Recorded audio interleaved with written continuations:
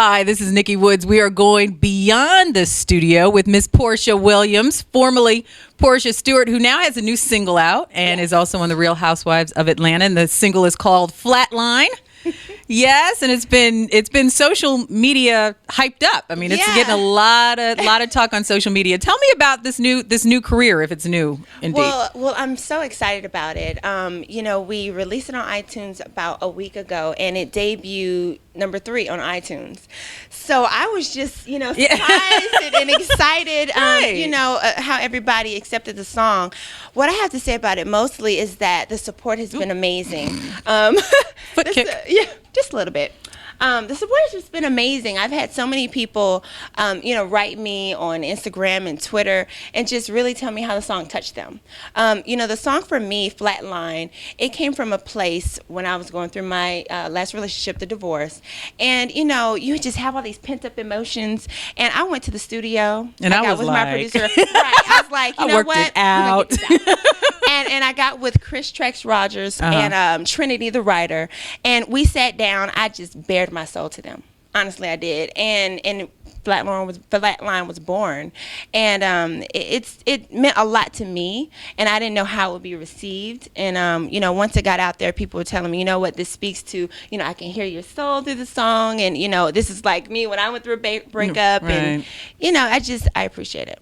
So is this going to turn into an album? I mean, is this going to be a new thing? Yeah, it is. Okay. Absolutely. I've been in studio right now. I'm working on the next couple of songs. We're going to release the EP.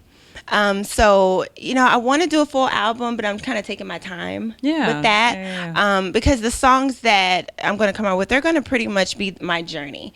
And, just kind of mapping out what I've been through as a woman and pretty much tell the story of anybody who's gone from a relationship to, being on their own, being independent and moving forward and just owning who you are and, living in your truth.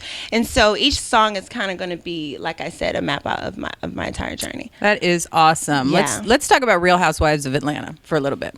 Now, I always say, no matter what I think about the reality show or the people on the reality show, I think it takes a lot of courage for anybody to live their life in the public eye like that. Yeah. So why did you decide that you wanted to be a part of the show initially? Why did you make the decision? Initially, I wanted to do the show. It wasn't even something that I wanted to do. They sought me out.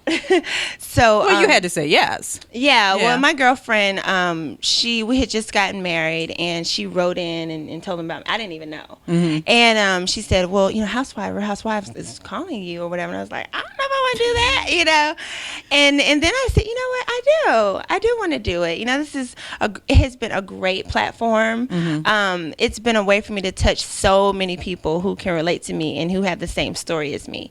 And, when I came in here, it was amazing. My first season, I talked about fibroids. And one of the young ladies here actually told me that I saved her life by telling my story. Yeah. And that just, really spoke to me about the reasons why certain things I open up about on the show. I mean, most of the time you sit at home, you're like, I don't want to talk about my divorce. I don't want to talk about fibroids and those kind of things that could be embarrassing. Mm-hmm. But when I sit back, I realize it's worth it because it actually helps people for me to release. Absolutely. We actually had the doctor on the air for Get Well Wednesday. Oh, Dr. Dunstan Allen is amazing. She really touched a lot of people with that. But how do you deal with the negative part about it? Like with the Underground Railroad comment, for example. I mean, you got a lot of flack about that. Yeah. How do you deal with the not so great part of it? Well, I have to sit back and realize that the show is for entertainment. And, everybody has bloopers. We say crazy things. And some people, they leave it on the floor. Some people, they edit it and keep it in the show. Me, it's all in the show. So you don't ever hit the floor. Now I'm like, can I please get something to be cut on the floor sometimes? But that doesn't happen for me. So, I had to just get a thick skin and just realize, you know what? Twitter's going to blow up this Sunday. Next Sunday, it'll be all right. A lot of things, some things do embarrass you when you watch yourself on TV. But hey, who wouldn't walk around with a camera and not be embarrassed at some things?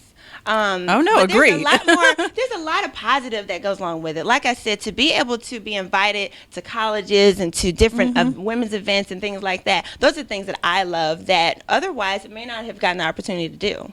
What about the stereotypical, black women can't get along and reality TV kind of, spurns that stereotype? What do you say to that? You're saying that they can't get along? That black women can't get along, and the Real Housewives of Atlanta that proves we don't get that. along. Yeah. Oh, okay. Well, the fight with Kenya, I mean, that's been going around. I don't know if we prove that because our cast is assorted. So some of us were girlfriends before, some of us weren't. Mm-hmm. And, we're all independent and outspoken. And so then when you get us together, that's how you end up with the Real Housewives of Atlanta. Yeah. We're all really feisty and we all have a point and we want to make it known. So that's what happens for us. Yeah, and the physical part, the fight that's been going around on Twitter with you and Kenya, what do you say about that? I have no comment for that. You just have to watch the reunion and see what happens. Is any of that going to hit the floor, or are we going to see the whole thing? I haven't confirmed that had actually happened. I think you're confirming that. Did you fight You're Kenya? Good. Yeah. I haven't confirmed that at all. No comment to that. When everything will come out in the wash. All right. Tell us a little bit about what your message is to young women that look up to you as a role model. What do you hope that they get from watching you, not only on Real Housewives of Atlanta, but as you said, in the community and what you do for schools and stuff like that? Well, what I mostly lately, what I've gotten, not as of lately per reunion or anything, but just throughout the season, people have seen me grow. I was a loyal, loving housewife to now to independent. Now independent and owning and trying to have my own voice at this point. And sometimes when you were a little bit meager and then you kind of step out bold, people don't like that and people come against you and it can look like bullying. So a lot of my younger fans approach me on the bullying subject. And when I was in high school, I was actually bullied. I was really skinny. I had big teeth and big eyes. You were bullied, or you were a bully? I was bullied. Oh, okay. Yeah, I was bullied. Okay. To the point where it actually depressed me as a teen. And what I normally tell them, you know what, you got to look in the mirror and love yourself first. Don't go to school and expect anybody to tell you you're cute. You walk into school and know that you're cute and know who you belong to. And for me as an adult, when I realized my power and that I have value and I know who I am and who I belong to, then nobody can tell me otherwise. And so that's how really I could be a part of a cast of such strong women and hold my own. Hold your own. Yeah, and that's what I tell most people. It's just own who you are, stand in your truth. You never have to back down from anything you say as long as it's the truth. What was the biggest lesson you learned from your relationship with Kordell? A lot of lessons. Number one, I think I learned a lot about myself in that relationship. I realized that I took some of the blame, but I'm not going to take all of it. I'm proud of myself. I'm proud of the wife that I was. And I realized that I do want to be a good wife and really pretty much the same wife I was to the next husband. And sometimes you just have to say, you know what, I tried, I did a good job, and hopefully the next relationship will be better. All right. The single is called Flatline. You can get on it iTunes on now. iTunes. I was going to say that. I'm really glad that you were able to come by the studio. I think that people get an impression of someone just based on what they see on TV. And I think when you show up, you change that. So I think that's awesome. It's like I said, it's for entertainment, and they often edit us into characters.